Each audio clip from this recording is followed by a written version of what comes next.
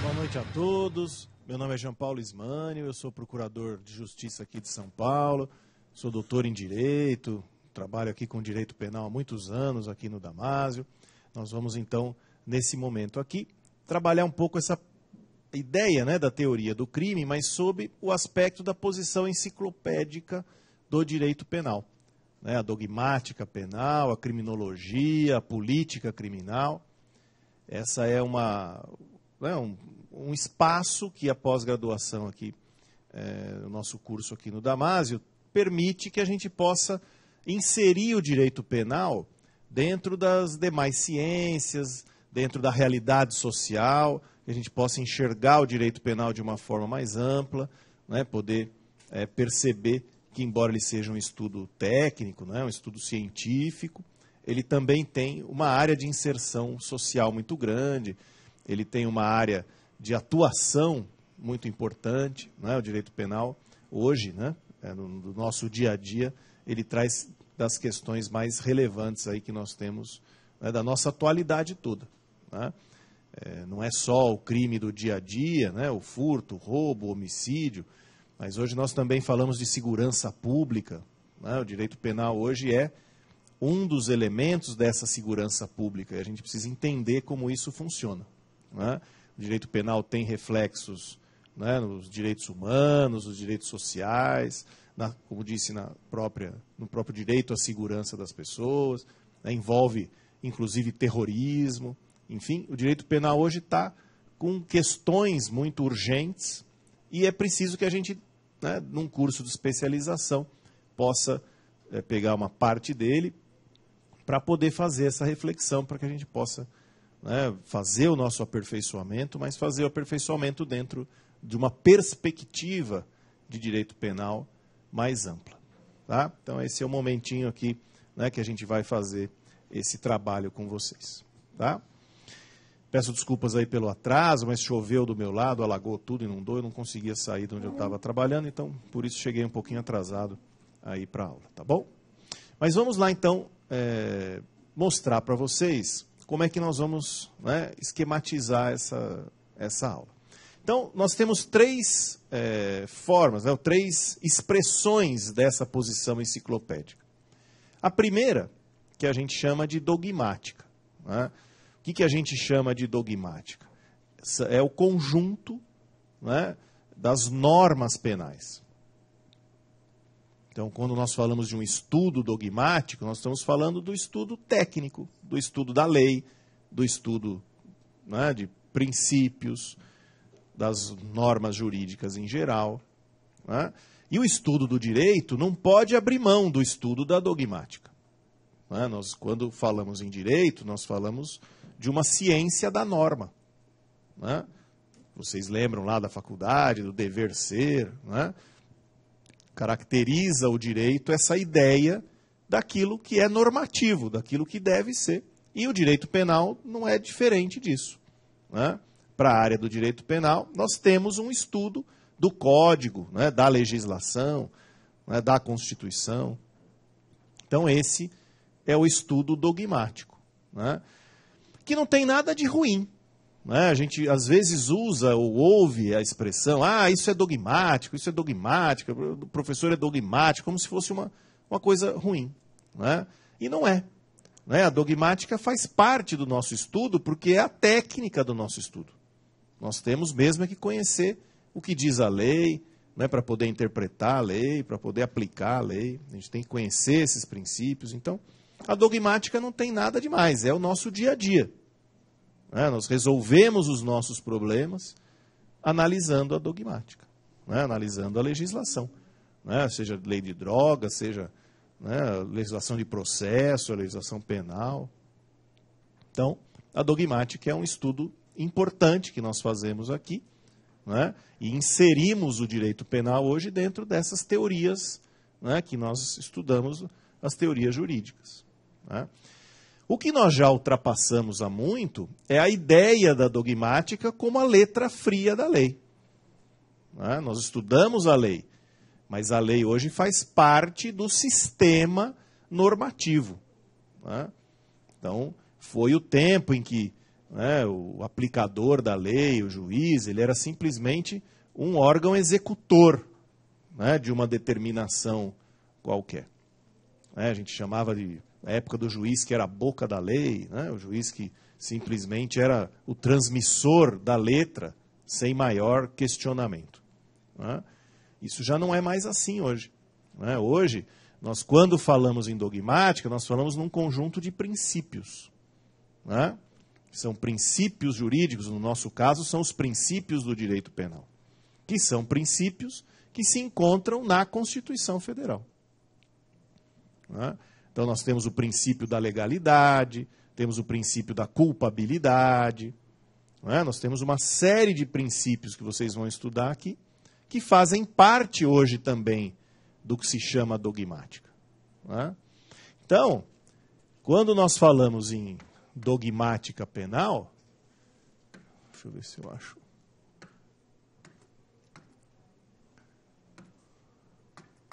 Quando nós falamos em dogmática penal, nós estamos falando na norma, né? Essa norma penal trata de princípios e trata de regras.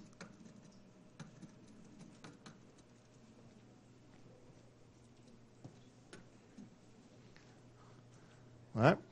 Então, esse é o estudo dogmático, né, que nós começamos a falar, né, num estudo de princípios. Fala, pô, mas os princípios também são norma? Também são norma. Qual que é a diferença? Né? Que quando a gente fala que o princípio é uma norma, a gente está querendo dizer o quê? Que ele é mais amplo, não é? Essa é a diferença. O princípio se aplica a todas as hipóteses, a todas as situações. Ele tem um alcance normativo mais amplo. Então, quando eu falo do princípio basilar, que abre o Código Penal, o Código Penal é aberto com o seu princípio principal, que é o princípio da legalidade, que é um princípio que está na Constituição Federal. E como é que a gente enxerga o princípio da legalidade? Não há lei, não há crime sem prévia definição legal, não tem culpa, não tem pena sem prévia definição. Então, é a lei que vai balizar toda a aplicação do direito penal. Agora, quando nós falamos que o direito penal é balizado e ele encontra sua justificativa na lei, nós estamos falando que ele encontra a justificativa num princípio e também num conjunto de regras. Então, a previsão penal é legal. Isso abrange o crime, a interpretação do crime, a interpretação da conduta, a atuação dos agentes, a atuação do Estado, e é uma garantia do cidadão, como vocês bem conhecem. A polícia só pode agir de acordo com a lei, naquilo que a lei permite que ela faça. O Ministério, na investigação ou na atuação. O Ministério Público é a mesma coisa. Ele atua dentro do estrito regramento legal. O juiz também aplica dentro da estrita permissão legal. Isso é uma garantia individual, é um princípio do direito penal. É um princípio da dogmática penal, de que a gente não pode agir se não houver uma expressa permissão legal. E a interpretação dessa permissão legal, ela é sempre uma interpretação restritiva. Uma interpretação do que a lei efetivamente permite que seja feito. Aquilo que a lei não permitir, na esfera penal, não pode ser feito. Por quê? Porque a lei é uma limitação à atuação do Estado. Quando o Estado atua, ele atua sobre o indivíduo. Ele atua, principalmente no direito penal, que é uma atuação de coerção, né, de força, e é a atuação de maior coerção que a gente tem, porque é a imposição da sanção mais grave, que é a pena. Então essa atuação do direito penal ela é limitada pela lei. É uma limitação de atuação do direito penal e dos agentes da atuação. Então, aquilo que não tiver permitido na legislação não pode ser realizado, nem pela polícia, nem pelo Ministério Público, nem pelo Judiciário. Então, esse é um princípio da dogmática. Então, vejam que a dogmática não é uma mera interpretação de lei, não é uma mera aplicação de lei. A dogmática envolve também essa percepção dos princípios. Não é? E, sobretudo, hoje, não é? Em que nós temos uma jurisprudência, que é a jurisprudência, né, que o Supremo Tribunal Federal constrói, né, é uma jurisprudência de princípios. Né? Se a gente for olhar as decisões do Supremo, as decisões do STJ sobre matéria penal, nós vamos perceber que toda ela é embasada numa decisão, num sistema dos princípios. Hoje é uma jurisprudência de princípios, né, que nós encontramos, que vem no neoconstitucionalismo, que vocês conhecem bem, né, da teoria geral do direito, né, que se reflete aqui no direito penal. Tá? Então, essa ideia da dogmática é uma ideia de estudo normativo, que é um estudo mais amplo. Né? O princípio tem essa amplitude, e depois vem as regras, né? O que a gente costuma chamar de lei, né? E aí é a lei no estrito senso, que é o conjunto de regras, né? E aí sim tem um alcance mais restrito, tem um alcance para aquele caso concreto. Tá? Então, né, quando falamos em dogmática, falamos nesse sentido amplo, né, do estudo normativo. Tá? Muito bem. Não temos só a dogmática penal dentro dessa posição enciclopédia, ou enciclopédica, né, como pede aí o texto. Por quê? Porque o direito penal não é apenas dogmática. Né? Ele também envolve uma ideia de realidade. Né? Ele envolve uma ideia, né, de atuação, um sistema aberto, né, que permite que a realidade o influencie, assim como ele influi a realidade. Né? Então, o direito penal e a realidade são intercomunicantes. Né? Assim como o direito penal atua sobre a realidade da sociedade e das pessoas, essa realidade atua sobre o direito penal, né, para poder construir os seus conceitos. Né? Então, para dar um exemplo claro aí para vocês, há algum pouco tempo atrás nós falávamos dos crimes sexuais como crimes contra os costumes, né? E tínhamos aquelas ideias de mulher honesta, né, que era vítima do crime, né, da sedução, né, o rapto, era crime até o rapto consensual, ainda quando a mulher quisesse, concordasse, a proteção era ao pátrio poder, era uma proteção ao poder familiar. Né? Hoje não. Hoje, quando nós falamos nos crimes sexuais, falamos em dignidade sexual, falamos em liberdade sexual. Uma outra concepção totalmente diferente da ideia de costumes. Né? Hoje não tem mais sentido falar em mulher honesta. Não é? Não que não exista, não estou falando que não tem mais sentido porque isso não existe, não é isso. Não tem mais sentido porque a proteção legal é para qualquer mulher. O comportamento da mulher não influi na proteção penal. Né? Agora, isso precisa se inserir na realidade. Né? Ainda é muito comum a gente encontrar que alguém que culpe a vítima do próprio crime que ela sofreu. O estupro é um exemplo bem claro disso. Né? Fala, também, olha lá a mulher. Também, olha lá o que ela fez. Olha lá como ela é, olha lá como ela não é. Então a gente acaba culpando a própria vítima pelo crime que ela sofre. O que mostra ainda um caminho que a gente tem ainda para percorrer. A mulher pode andar com a roupa que ela quiser, pode ter o comportamento que ela quiser, que a liberdade sexual não se diminui por causa disso. Não é? Liberdade sexual não se mede por comportamento. A liberdade sexual é um princípio que todos têm. Então, pouco importa como ela se comporta.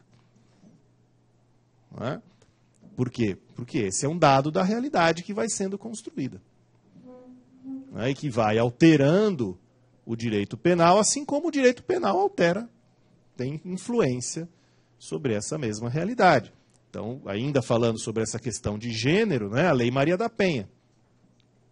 A Lei Maria da Penha é uma lei penal, não é só penal, né, ela é uma lei ampla, mas ela é uma legislação penal, que tem uma influência, né, premeditada, né, no dia a dia da sociedade. Né? Qual é a influência? A proteção à mulher no ambiente familiar, sobre essa questão de violência, né, que é uma realidade bastante importante também no nosso país.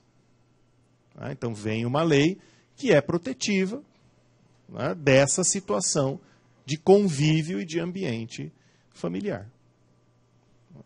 E assim por diante. Né? A gente tem outros estatutos aí do direito penal, ou do direito em si, mas o direito penal fortemente, né? Porque, como já disse, ele é, né, o direito mais grave, aquele que tem as sanções mais graves.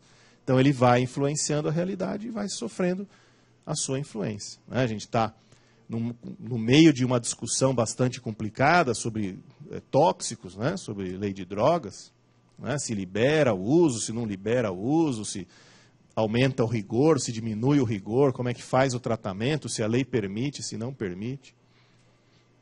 Né? Que tipo de abordagem a gente faz ao viciado, se deve ser criminalizada a conduta, se não deve. Então a gente está no meio de uma discussão que envolve o direito penal e a sociedade sobre um tema que é grave, que é interessante, que é importante, que a gente tem que, né, perceber, né, qual é o alcance do que se trata. Né? E o direito penal, mais uma vez, ele influencia, né, a realidade social. Né? Então, se o usuário é tratado como criminoso, né, diminuem as possibilidades do tratamento, da abordagem como saúde pública. Acaba sendo uma abordagem, né, repressora do direito penal. E como é que é melhor fazer essa abordagem? Como saúde pública ou como repressão? Né? Qual é o tamanho do que a gente quer realizar? E são coisas delicadas, né? A pessoa está lá, tem o vício, precisa do tratamento. Né? Agora, chega a polícia vê o crime, vai realizar tratamento ou vai recolher a pessoa, vai tratar como criminoso? Tem uma distância, uma diferença. Né? Então, a sociedade está discutindo qual é essa maneira de abordar. Né? A gente está hoje numa discussão sobre esse aspecto. Né? E assim por diante. Né? Então, essa interseção do direito penal e da realidade, a gente não pode esquecer quando aborda o direito penal. Né? O direito penal tem essa questão, né, que é bastante importante. Por causa disso, o estudo do direito penal não é só um estudo dogmático. Né? O estudo do direito penal hoje, ele também traz uma segunda abordagem, que é o estudo criminológico. Né? A criminologia, ela é uma outra ciência.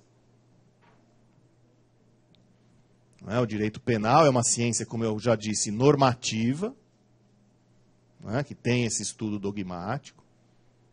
Né,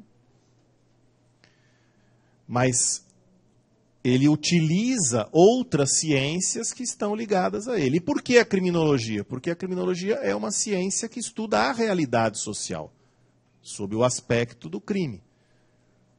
A criminologia é um ramo da sociologia. Ela estuda a realidade social. Só que ela estuda a realidade social com foco no crime, né? Na realidade criminológica, né? Na realidade do crime. E aí nós vamos construindo uma série de outras situações muito interessantes. né, também que influenciam o nosso dia a dia. Por quê? Porque a criminologia, se ela estuda a realidade, ela vai estudar o quê? A pessoa do criminoso. Agora, estudar a pessoa do criminoso é por vários aspectos. A gente faz um estudo psicológico do criminoso.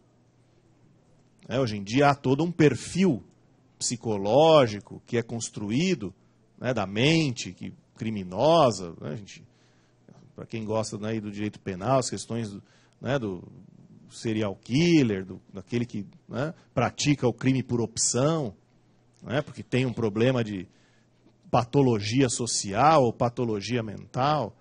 Né, são questões interessantes hoje, né, que essa área da psicologia forense vem estudando. Né?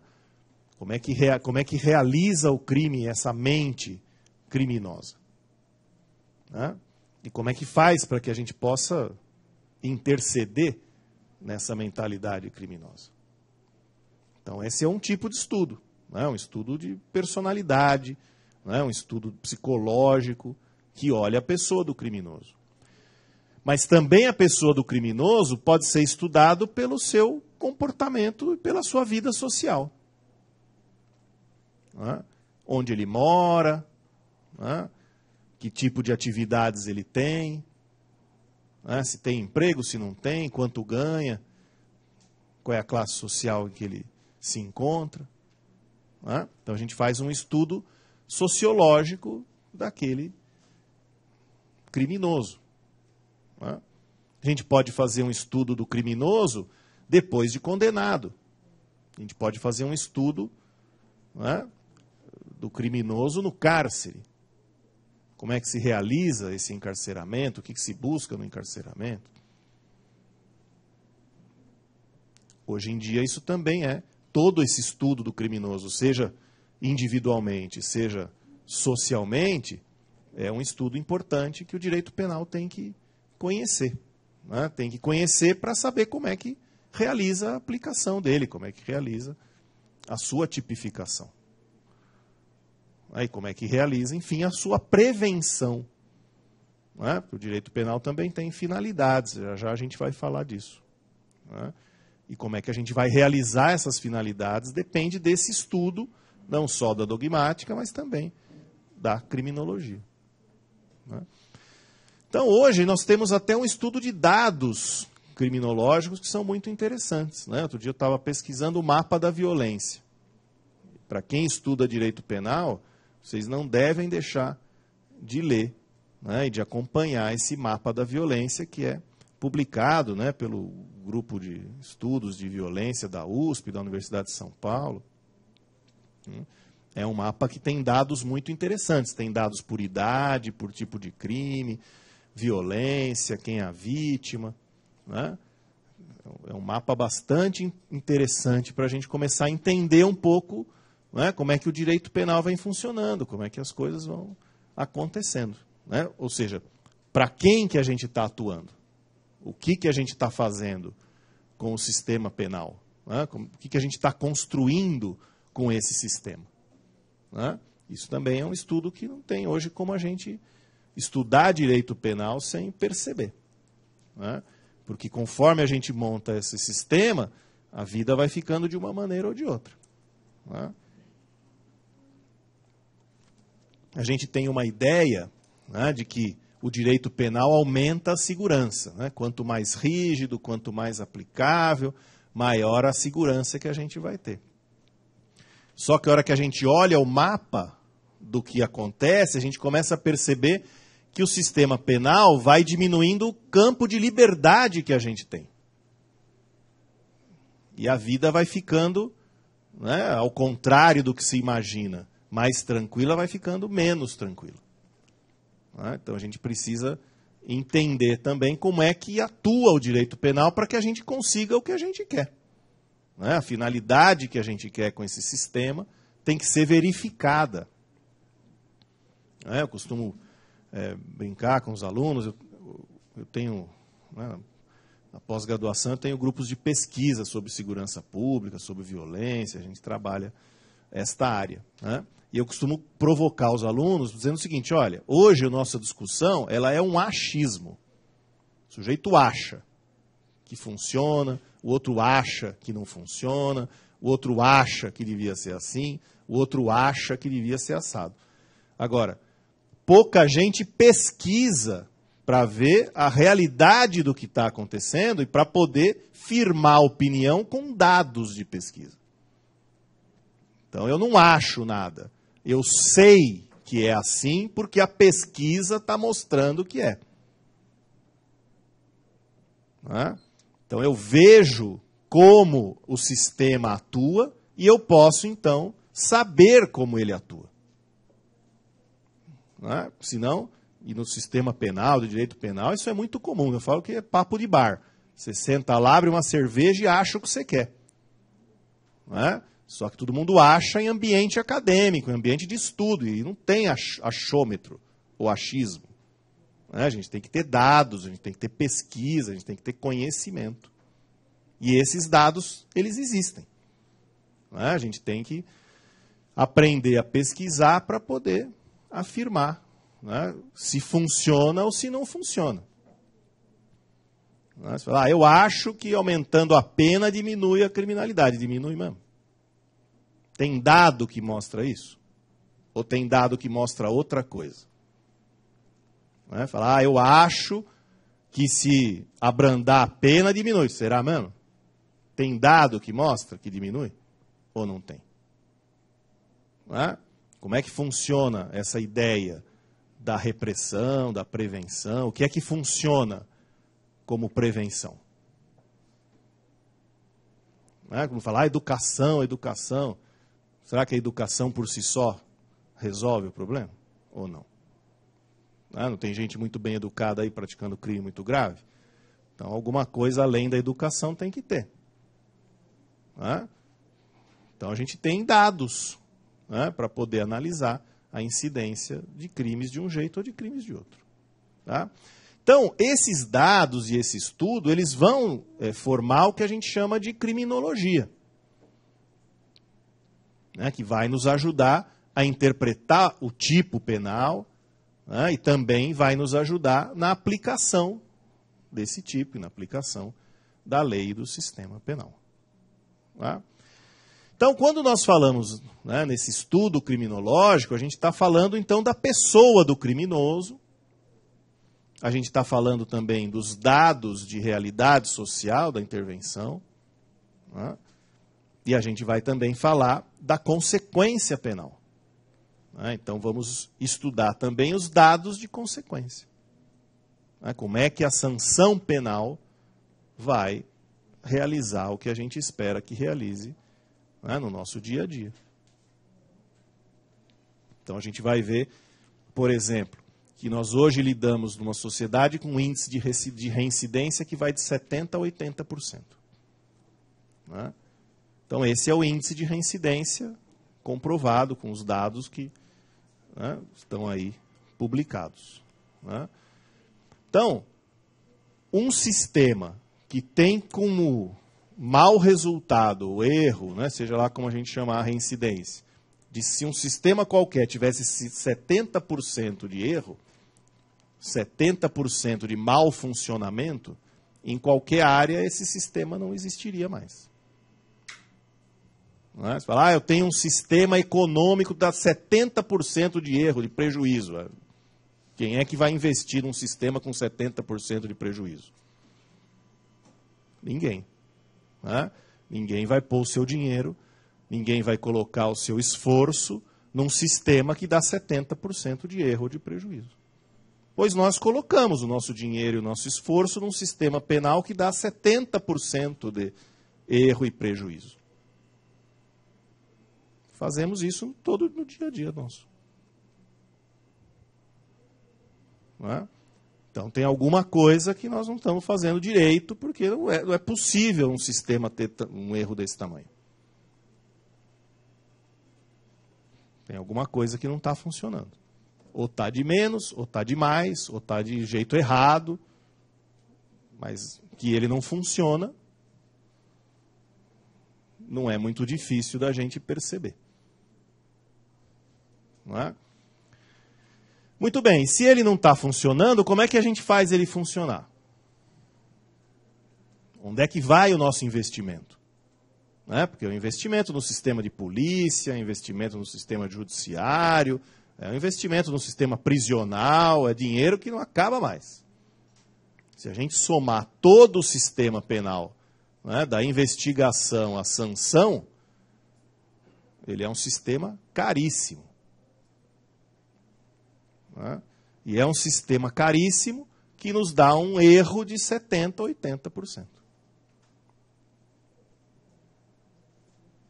Então, né, vamos olhar esse nosso sistema, esse nosso direito penal, né, com alguns olhos críticos. Né, porque tem alguma coisa aí que não está funcionando. E isso que é que vai nos dar isso? Esse contato com a realidade, esse estudo criminológico.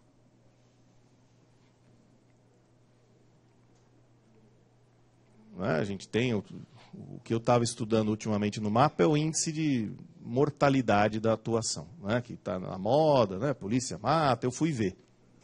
Né, abaixei lá o índice, vamos ver o que é que está acontecendo. Né, vamos estudar então esse índice para ver mesmo o que está acontecendo no índice. Né, e aí vamos comparar. Né, aí fui ver, o Brasil é o 4º país do mundo em que mais há morte no combate ao crime. Então, de fato tem, e em porcentagem, não é em quantidade, né? Porque quantidade seria um dado irrelevante, porque quem tem muita população tem mais morte mesmo. Mas é em porcentagem. Né? Então, realmente é um índice alto. Né? Então há uma mortalidade no combate, na atuação do crime que está, né, excedendo aquilo que é desejável. Né? Não tenho dúvida. Estou aqui fazendo pré-julgamento, até porque eu estou estudando ainda, não cheguei a uma conclusão objetiva. Né? Tem morte de policial, tem morte de civil, tem mortes, mas o que é que a gente percebe? Que as mortes são excessivas. Né? Então é um sistema que tem causado uma taxa de mortalidade muito elevada. Sobretudo de jovens. Né? Quanto mais jovem, a partir dos 19 anos o índice é maior, ele vai diminuindo conforme a idade vai aumentando. Né? O que agrava essa situação. Né? Porque a gente tem um índice de mortalidade grande de jovens. Né? Então isso é dado, tá lá, escrevam lá no Google, mapa da violência, e né, vai abrir e vocês vão enxergar. Né? Vão poder compartilhar esses dados todos aí que estão, né, para o acesso de todo mundo. Né? Então, esses dados vão nos mostrar que o nosso sistema penal ele está claudicando. Né? Ele tem alguns defeitos aí que a gente tem que começar a enxergar. Né? Então, é uma outra perspectiva. Né? A gente estuda, né, como eu estava dizendo para vocês, esse tempinho aqui dessas 2 aulas é para a gente abrir uma outra perspectiva na nossa análise, que, para quem gostar, né, também é uma perspectiva interessante e útil. Né? A gente pode estudar homicídio, pelo homicídio, estudar o homicídio privilegiado, qualificado, podemos estudar o júri, é legal, tudo isso é bacana. Mas é importante estudar o homicídio também sob essa ótica, né? Que é uma outra vertente aí que vai enriquecer também o nosso estudo. Né? Então, isso tudo a criminologia nos dá. Né? Nos dá esses dados em que a gente pode perceber como é que funciona o nosso sistema, a nossa realidade penal. Né? Então, o estudo do criminoso, como já falei, o estudo do crime, da realidade social, mas também a criminologia nos dá o estudo da vítima. Né? O que chama-se hoje de vitimologia, né? Que é o estudo da vítima. E o estudo da vítima, ele tem 2 vertentes. A mais comum é o estudo da vítima a respeito do crime. Né? O artigo 59 lá do Código Penal, que diz que o juiz, ao aplicar a pena, tem que levar em conta uma série de coisas. Né? O artigo 59 diz quais são os critérios que o juiz deve levar em conta na hora de aplicar a pena. E dentre esses critérios está o comportamento da vítima. Né? Então, para a aplicação da pena, o comportamento da vítima é critério de aferição. O que, na minha visão, não é uma boa solução, porque, como já disse, para mim a vítima pode ter o comportamento que ela quiser, né? Que não é por causa disso que ela vai sofrer o crime. Né? Acho que o comportamento da vítima tem que estar lá na parte especial, como está lá no homicídio.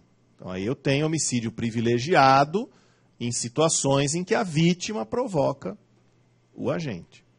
Agora, olhar para a vítima para modelar a consequência penal, eu acho que é um resquício de costume que não acho que deveria permanecer. Mas, de toda maneira, está lá.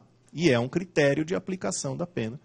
Então, a gente tem que analisar o comportamento da vítima para verificar qual é o tamanho da sanção que vai ser aplicada ao réu.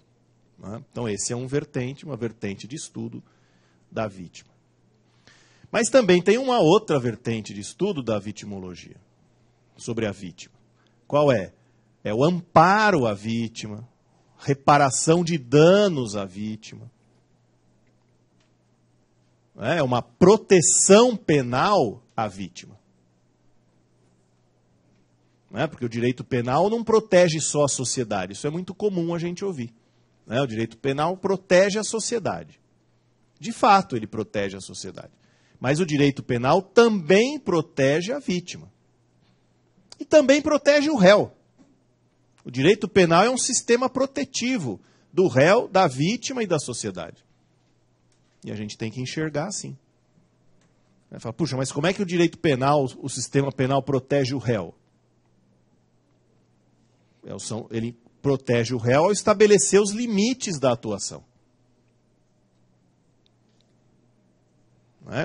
Tem uma frase famosa lá do List, né? O direito penal é a carta magna do réu. Não sei se já ouviram esse discurso, esse é discurso de júri. Né? Vai lá o promotor, o advogado no júri e solta essas frases, tal, de efeito. Né? É uma frase de efeito, que o direito penal é a carta magna do réu. Né? Mas ele tem esse significado. O direito penal protege o réu porque estabelece o que pode acontecer para o réu e o que não pode. Como eu dizia no começo para vocês. Né? Qual é o limite da atuação da polícia, do Ministério Público, do Judiciário? Qual é o limite da sanção penal? Tudo isso é proteção, né, ao réu. Né? E proteção, o direito penal também realiza proteção à vítima. Porque ele traz uma preocupação com a vítima no sentido de amparo, de sanção também voltada para a proteção da vítima. Então a gente tem hoje sanção pecuniária no direito penal, lá na parte geral do Código, que é voltada para a vítima, como a título de reparação de dano. Então, a reparação de dano hoje, ela não é só do direito civil. O direito penal hoje trouxe para a sua realidade a reparação de dano à vítima. Coisa que não existia algum tempo atrás. E hoje está no nosso sistema. Então, o juiz, ao aplicar sanções, ele também tem que levar em conta a pessoa da vítima para o amparo à pessoa da vítima. E é muito comum a gente ouvir isso. Você vai entrevistar a vítima de crime ou a família da vítima e eles dizem o quê? Eu quero justiça. Geralmente essa família, essas pessoas, eu não quero vingança, eu quero justiça. Que é um sentimento pessoal importante quando a pessoa sofre uma agressão de alguém. Então, ao dizer eu quero justiça, o que a pessoa está querendo dizer? Que ela quer uma sanção a quem praticou a conduta, mas, sobretudo, ela quer amparo. Ela quer se sentir amparada pelo sistema. Esse sistema tem que dar uma resposta à vítima daquilo que ela sofreu. Então, o sistema penal também tem essa preocupação.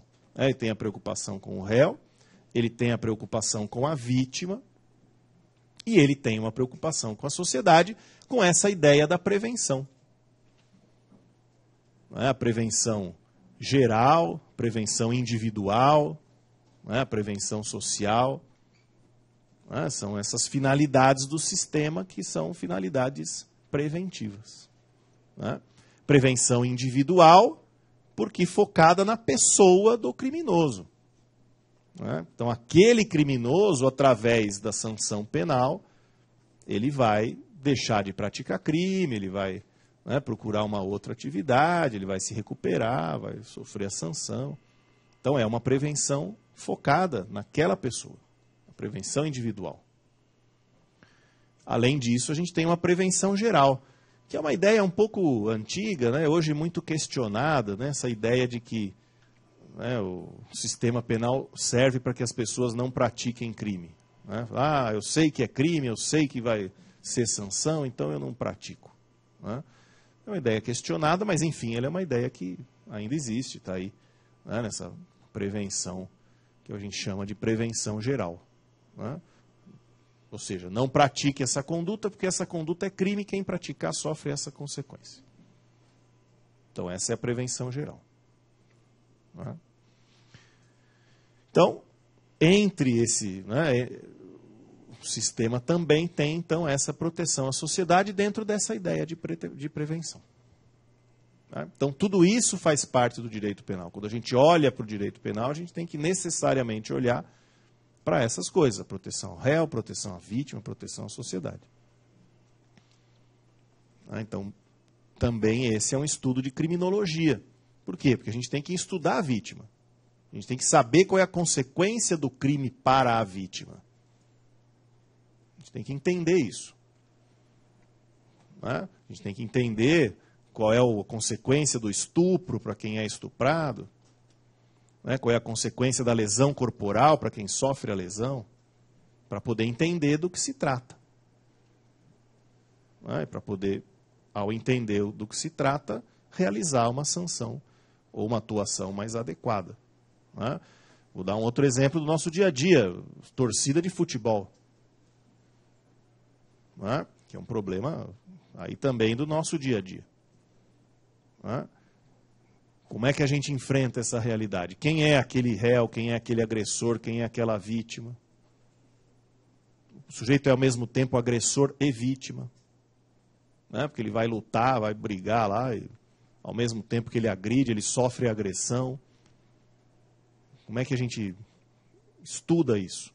Quem é essa pessoa? Por que esse comportamento? Porque, evidentemente, é um comportamento danoso, porque... hoje ataca uma torcida, no dia seguinte é atacado por outra torcida e depois uma série de outras condutas violentas, e, sobretudo numa atividade que é uma atividade importante para o país. O futebol é uma das atividades aí importantes do Brasil.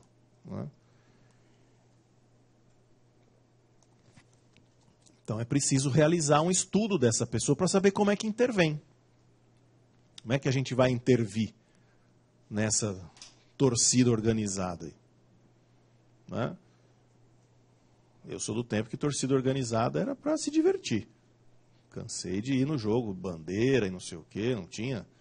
Essa ideia de torcida organizada como grupo violento de ataque é uma coisa bem mais recente. Isso não era, mas hoje é. O que aconteceu?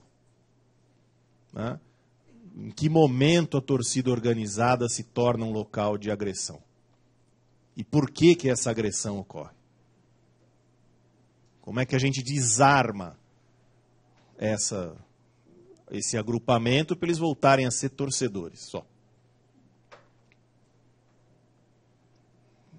Então tem aí um vasto campo de estudo para o direito penal realizar, para o sistema, para as pessoas realizarem. Então, são coisas que estão aí no nosso dia a dia. Comunicação social, o Facebook. Facebook hoje também é uma realidade que começa a interessar o direito penal. Né? Por quê? Porque as pessoas falam lá coisas, postam coisas que ofendem os outros, que causam, né, ofensas graves. Tem gente que já se matou por causa do Facebook, né? Tem aí bullying, tem uma exposição social, tem coisas graves acontecendo aí nas redes de comunicação social. Como é que a gente faz? Né? Como é que atua ou não atua? É um ambiente de liberdade mesmo? Ou não é? Como é que a gente faz esse controle? Será que é um controle penal? Porque essa é uma outra discussão que a gente tem que enxergar quando estuda a criminologia. Nem todas as soluções e nem todos os controles são necessariamente penais. Às vezes funcionam melhor outras formas de controle, que não são penais. E que são muito mais eficientes em determinadas circunstâncias. O controle do civil, o controle, né, social mesmo, né, formas primárias de controle, né, família, escola, né, e agrupamentos sociais podem às vezes ter uma função muito melhor do que o sistema penal. A gente tem uma outra discussão do nosso dia a dia, tal da redução da idade para atuação penal. Né? Então reduz para quanto? Para 16, para 14, para 12? Né? Quanto é a redução? E, no fundo, a gente está discutindo o quê? Com qual idade a gente entrega para o sistema penal resolver? Essa é a discussão. Né? Então, o sistema penal vai atuar para resolver uma realidade da pessoa a partir de que idade? Então, o sistema penal deve resolver, né, a partir dos 12, já pega o adolescente, 14, 16, 18. Né? Quando que a realidade vai encontrar no sistema penal a melhor solução? É isso que a gente tem que discutir. Né? Qual é a melhor solução para aquela realidade? Pode ser a penal? Pode, é uma discussão em aberto, né? Não tenho, como disse aqui, não vim colocar ideias pré-concebidas, vim colocar as questões que precisam ser estudadas. Né? A gente vai atuar com o direito penal, pegar o menino de 14, de 16, levar para o sistema do cárcere, né? E com que idade ele sai, o que vai acontecer nesse cárcere, ele vai sair. Né? Se a gente tem um índice de reincidência de 70%, 80%, se a gente colocar um menor de 16, de 14 nesse sistema, né, e ele sair desse sistema e entrar nessa porcentagem de reincidência, a gente vai ter alguém com 20 e poucos anos, né, que passou um período no cárcere e vai voltar à criminalidade. Vai voltar melhor ou vai voltar pior? Né? Então a gente tem que analisar essas coisas todas. Como é que a gente, né, faz essa atuação para que ele vá ao sistema e ele não se torne um criminoso, que ele deixe de ser criminoso? Como é que a gente faz isso? Então isso tudo faz parte da nossa reflexão dentro dessa visão criminológica, né, que, enfim, vai influenciar o nosso estudo. Tá? Então, a criminologia tem essa função e essa, né, ideia. Ela influencia o sistema penal dessa forma. Então, se nós temos aqui a dogmática, nós temos então a criminologia.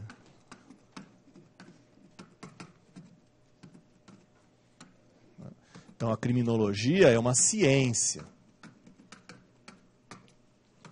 que estuda o crime.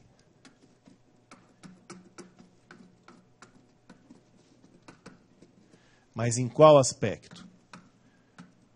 Em seu aspecto social.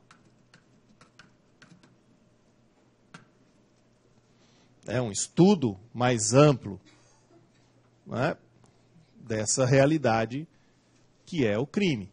Então ela estuda o criminoso, estuda a vítima, estuda a realidade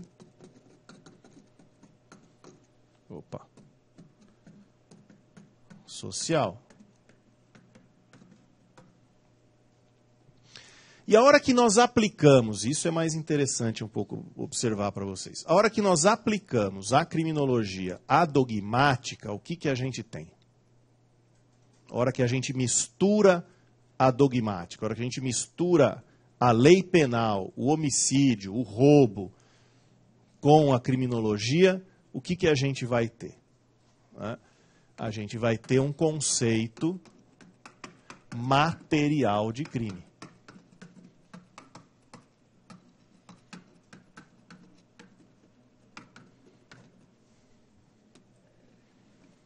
Esse conceito material do crime vem da dogmática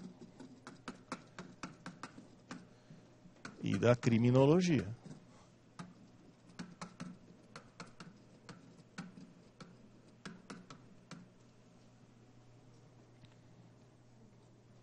Então, o nosso conceito de crime, ele não é mais aquele conceito jurídico formal só. Nosso conceito de crime hoje é um conceito material.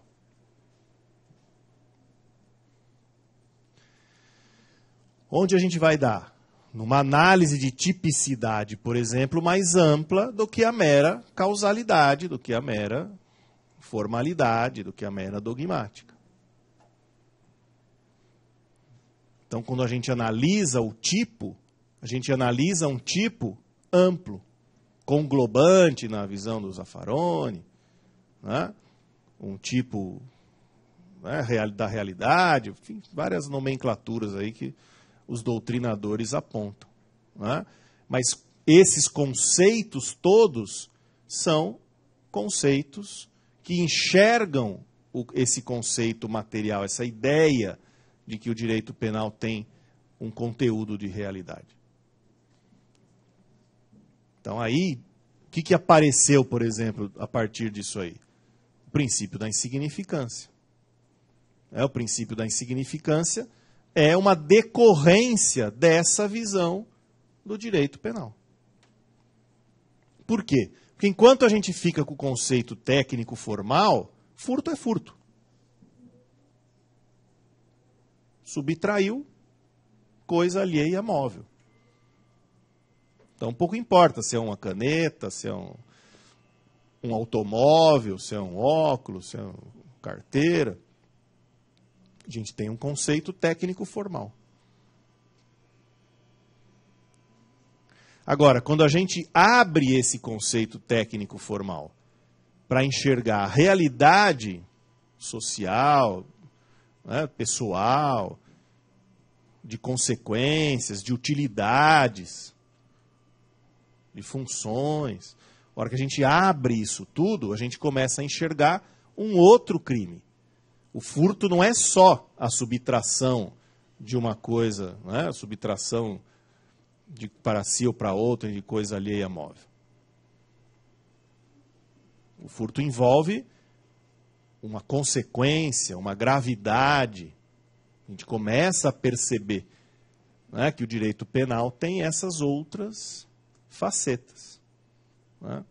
Então, por que motivo eu vou movimentar todo o sistema penal, que a gente já viu como é, caro, como ele é, né, para furtos de bagatela, para coisas de pequena ou pequeníssima importância. Né? Então, essa é uma ideia que decorre de um confronto entre a dogmática e a realidade, a criminologia. A hora que junta as duas coisas é que a gente enxerga, né, esse tipo de solução ou de situação. E ainda não falta quem diga, não pode ser assim, furto é furto, pouco importa. Né, se é de muito, se é de pouco, tem que proteger, tem que fazer. Né? Mas essa é uma ideia hoje superada. Né, superada porque a gente enxerga a realidade penal dentro da realidade existente na sociedade. E, de fato, não se justifica uma sanção penal para uma conduta que é insignificante. Por quê? Porque não vai ter função nenhuma, não se repara nada, não se busca nada, não se recupera nada. Existem outras maneiras mais eficientes de alcançar o resultado.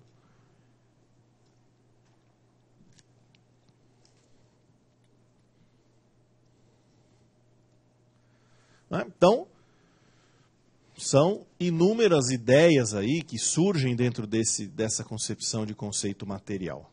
Né? Em qualquer área que a gente hoje vá analisar o direito penal, a gente tem essa concepção. Né? Na corrupção hoje, que é um crime grave, aí, que também a gente tem, né, visto aí no nosso dia a dia, tem uma ideia de percepção real. Como é que a gente faz, qual é o conceito, o que acontece, se usa, se não usa. Né? Nesses crimes contra a administração pública, o STJ, por exemplo, está dizendo que esse princípio da bagatela não se aplica. Por quê?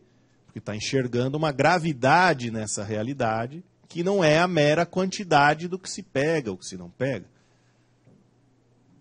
Né? Então tem aí um aspecto de moralidade pública que precisa ser visto. Né? Então isso levou o STJ a dizer, olha, não se aplica bagatela em questões de crime contra a administração pública. Não está pacífico, né? Tem contra, ainda é um assunto ainda em aberto, em debate, mas é uma consequência dessa percepção de um conceito material, de uma ideia de crime focado na realidade. E eu estou dando só um exemplo, né? Estou falando da bagatela.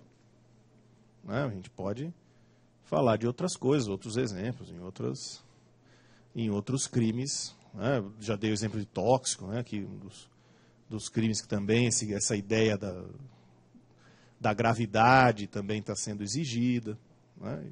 E outras coisas. Então, hoje nós temos, então, a partir dessas duas ideias, um conceito material de crime. Né? Então, isso influi na tipicidade, como acabei de dizer, mas influi também na culpabilidade, né? Na responsabilidade. Né? A culpabilidade, para nós hoje, traz essa ideia de responsabilidade. Né? E essa ideia de responsabilidade também está impregnada de conceito material. Quando a gente fala, quer ver a consequência? A imputação objetiva. Né? Vocês vão ter aqui uma aula de imputação objetiva. A imputação objetiva é consequência desse conceito material. Por quê? Porque a hora que nós analisamos a responsabilidade, nós analisamos o risco. A ideia da imputação objetiva é uma ideia de risco. E quando nós inserimos essa ideia de risco na causalidade, né, porque é onde vai ser aplicada a imputação objetiva, ela vai ser aplicada na teoria da causalidade. A hora que nós inserimos a ideia de risco permitido, de risco proibido, é porque nós estamos inserindo a realidade dentro da teoria. Né? O nexo de causalidade deixa de ser meramente uma questão físico-química, né, de causa e efeito, e passa a ser uma discussão de risco. Né, uma análise normativa do risco que a conduta traz ou do risco que ela não traz. E aí a gente começa a encontrar outras soluções, para um lado ou para o outro. Né? No homicídio muito aplicado, né, tem colegas que falam, a imputação objetiva é a favor do réu, por causa do homicídio. Não, peraí, tem uma outra ideia. Porque a partir da ideia de imputação objetiva, uma série de crimes também surgiram. Os crimes ambientais, por exemplo. Hoje os crimes ambientais são focados no risco. Na ideia da imputação objetiva, que é uma ideia de risco. Os crimes contra o consumidor são focados na ideia do risco. Então a gente tem uma série de consequências de uma outra visão de causa e efeito.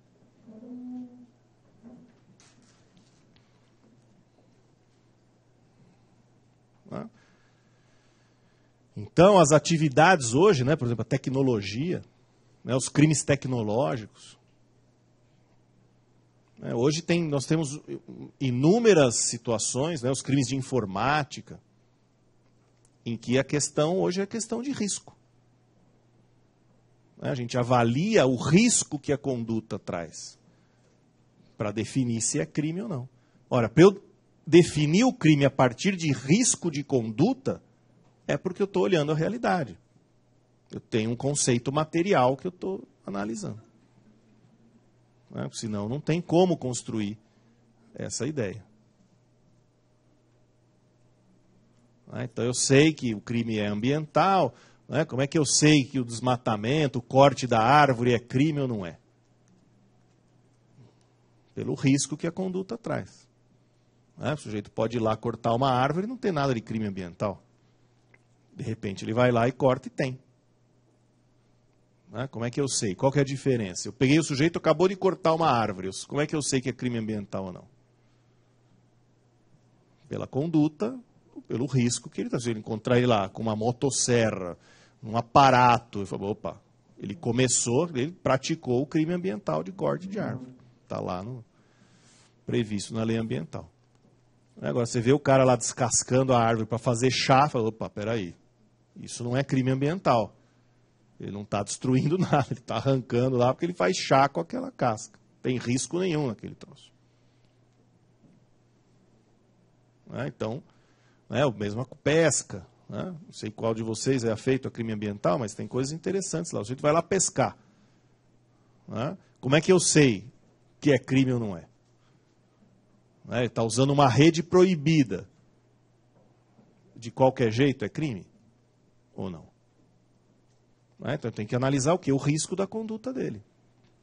Mesmo se ele usar um instrumento que é proibido, se for uma conduta lá que não é crime, não tem risco, ele foi lá pescar lá no lugar, não tem crime.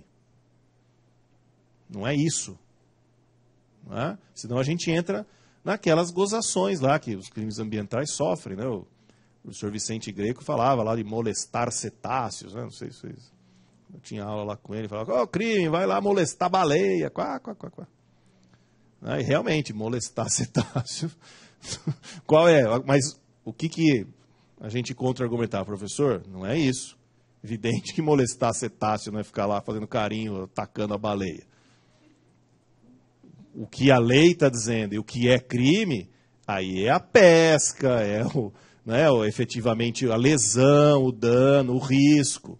Por quê? Porque a baleia é uma espécie em extinção. Então tem uma outra abordagem, mas que é dependente do quê? Do risco da conduta. Evidente que fazer bilu-bilu em cetáceo não é crime. Mas é uma outra abordagem. Agora, como é que se resolve isso? Pela teoria do risco, não tem outro jeito. E aí a gente começa a saber se é crime ambiental ou se não é. Mesma coisa, consumo.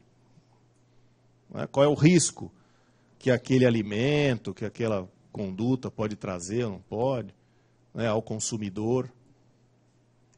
Alimentos transgênicos. Tem uma série de questões aí que hoje nós discutimos a criminalidade ou não com base nesses dados de risco, que são dados criados de uma teoria de realidade penal, vamos chamar assim.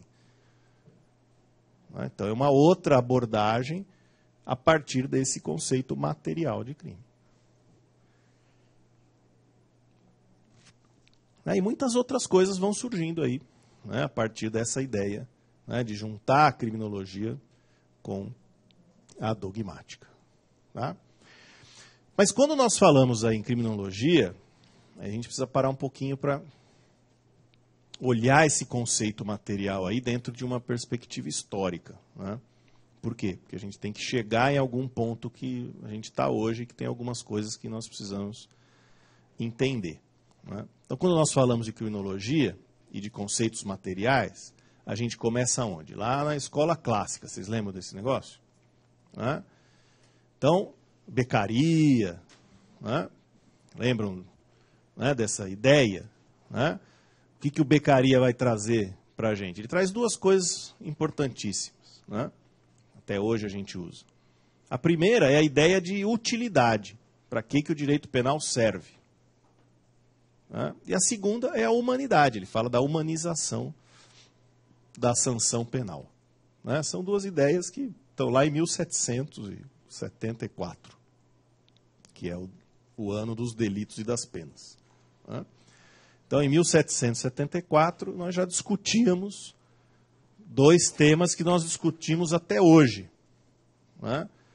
Nós discutimos a utilidade do direito penal até hoje, discutimos essa questão de humanização das penas, da sanção penal, discutimos até hoje. Né? Então, nós estamos aí uns 300, 200, quase 300 anos aí de discussão, né? Dos mesmos temas. Né? Então, né?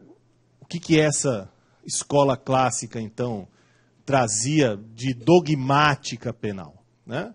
Uma ideia de que o crime era uma entidade jurídica. Foi a primeira vez que isso foi construído. Né? A ideia do crime como uma entidade dogmática jurídica. Né? Então, o crime, ele era algo que uma ciência específica estudava, né? Que é o direito. É uma entidade jurídica. E para ele a pena era uma consequência. É o mal pelo mal. Né? Então a pena ela era um mal que se aplicava pela prática do mal, que era o crime. Então essas eram as duas ideias que a escola clássica trazia lá, dentre outras, mas essas duas ideias principais. Depois a gente teve a escola positiva, vocês lembram? A ideia da sociedade como determinista para o crime, ou a ideia lá do lombroso, né, do criminoso que nasce criminoso. São ideias que nós também temos até hoje. Né, de 1800 e pouco, até hoje nós aí trabalhamos as mesmas ideias. Né? A gente olha o criminoso como criminoso, a gente procura estudar o criminoso. Evidentemente, a gente já não estuda mais daquele jeito, né? A gente estuda o criminoso de outra maneira. Ninguém aqui vai dizer que, dependendo da aparência física, ele é criminoso ou não é. Mas, se a gente for olhar, né, a ideia do suspeito, né, será que a gente abandonou mesmo a ideia de que a aparência física define criminoso? Né? A gente tem que tomar cuidado com isso. Né? É preciso perceber se a gente abandonou mesmo essa ideia de que a aparência, né, transforma alguém ou faz de alguém criminoso. Qual é o critério para a polícia abordar o sujeito na rua? Né? Em alguns casos a gente vai se surpreender. Né? Os critérios são de aparência. Né? E qual é a dificuldade que a gente tem em entender como criminoso e aplicar sanção para crime de colarinho branco, né? Criminalidade de quem tem condição social? É a aparência. Né? A gente não consegue enxergar aquele empresário, aquele banqueiro, aquela banqueira, aquela empresária como alguém criminoso. Porque a aparência que ele tem, ou que ela tem, não é a aparência do criminoso estereótipo. Né? Então a gente olha para aquele empresário, político, ou seja lá, enfim, e não vê um criminoso nele. A gente tem dificuldade de enxergar. Por quê? Pela aparência, pela situação social que a pessoa realiza. E isso não sou nem eu que estou dizendo. Tem um sociólogo americano que escreveu isso em 1930, né, o Sutherland. E ele já escrevia isso quando ele escreveu sobre os crimes de colarinho branco, né, White Collar Crime. É uma obra famosa que vocês também encontram aí pela internet. Né? E ele já dizia isso.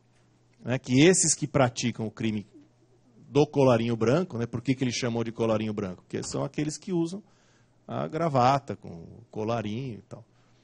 Que é uma classe social mais abastada, né? E ele já dizia lá, a grande dificuldade é de enxergar essas pessoas como criminosos. Porque eles têm status social, têm sucesso, ou seja, tudo que a sociedade marca como característica de sucesso, eles têm. Né? Frequentam os melhores lugares, usam as melhores roupas, têm os melhores carros, têm as melhores casas e têm, enfim, a aparência de sucesso que a sociedade reconhece. Então a gente não consegue ver essas pessoas como criminosas. Fala, pô, mas a prisão não pode prender porque fica preso, coitado. Outro dia li, né, um texto bacana na Folha do advogado, excepcional, mas ele dizia isso, coitado, é banqueira, como é que pode estar preso? Pô, praticou crime grave, a sanção é alta, está condenada, não é nem prisão preventiva, né, e praticou crime grave mesmo. O fato de ser bacana, bonita, sei lá do que jeito lá, não muda nada. É criminosa com pena alta como qualquer outro que praticou crime grave com pena alta. Então, podemos discutir a consequência do crime, mas para todos, não para classe social. Essa ideia de discutir consequência penal e classe social não é uma boa ideia. A gente pode sim discutir consequência penal.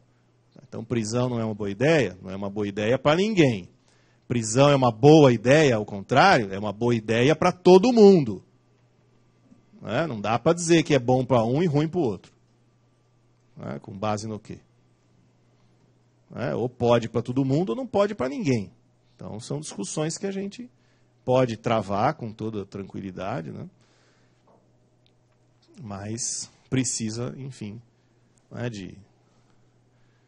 dessa discussão. Tá? Então, para a gente terminar essa nossa aula aqui, esse nosso tempinho aqui, que eu espero que tenha sido útil, que tenha podido mostrar para vocês uma perspectiva diferente aí do estudo penal que vocês vão fazer ao longo aí do nosso curso. Isso tudo se realiza no que a gente mostra como terceira questão, né, dessa colocação, dessa inserção do direito penal, que é a política criminal.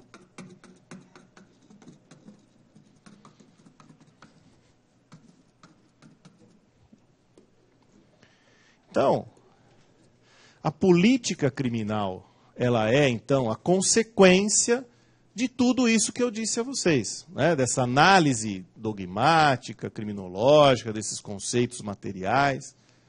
Né? Isso tudo nos leva a uma ideia de realização, de função, né? De utilidade. A gente retoma essa ideia do Beccaria, de utilidade do direito penal.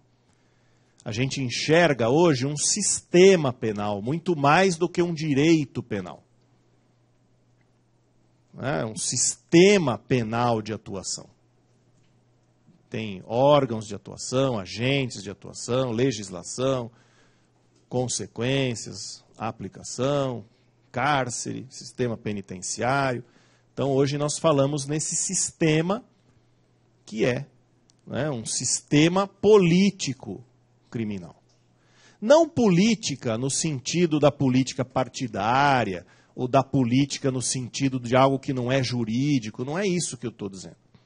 A política é a escolha das alternativas, é a escolha da forma de atuação, é a escolha da forma que o sistema vai agir. Então, política aqui como ideia de gestão, como ideia de escolha, dentre as várias escolhas possíveis. Então, hoje, a gente fala em sistema penal e em política criminal, que é a política, a escolha, as opções que a gente tem de atuação e de gestão, que vai desde o sistema policial, até o sistema judicial, até o sistema legislativo, vai ao sistema carcerário, a recuperação do preso, as consequências. Então, tudo isso são, hoje, escolhas, uma escolha de gestão do que é crime, do que não é crime, de como faz, qual é a sanção, se é mais alto, se é menor. Então, hoje nós temos essa ideia que vem complementar, isso tudo. Também não é nenhuma novidade, viu, gente? É só uma forma de abordar. Eu já falei do List, né? Também quando a gente fala em criminologia, lá em 1900, aquela escola alemã, né, do von List, já dizia, que o direito penal tinha também a política criminal junto dele. Era um sistema que ele falava e tal. Ele só tinha uma outra abordagem, ele separava o direito penal da política criminal. E a gente vê isso até hoje, né? A gente às vezes fala, essa decisão aqui é de política criminal. querendo dizer o quê? Que não é jurídica, é política. Não é? Só que essa abordagem é fruto dessa visão mais antiga. Não é? Hoje não. Hoje a política não é sobre isso. A política hoje é a gestão do sistema, é outra ideia. Não estou dizendo essa ideia de é político ou é jurídico, não. Política é a gestão do sistema penal, as escolhas do sistema que nós fazemos. Então é uma coisa um pouco diferente dessa ideia de política em contraposição ao que é jurídico. Que essa é uma ideia que já existia, mas é lá dessa escola penal alemã. Tá? Então, gente, espero mesmo que tenha sido útil, bacana, veio aí o aviso do fim da aula. Um grande abraço a todos vocês, espero retornar aqui em outra oportunidade, a gente fala de outras coisas, tá bom? Um grande abraço aí a todos.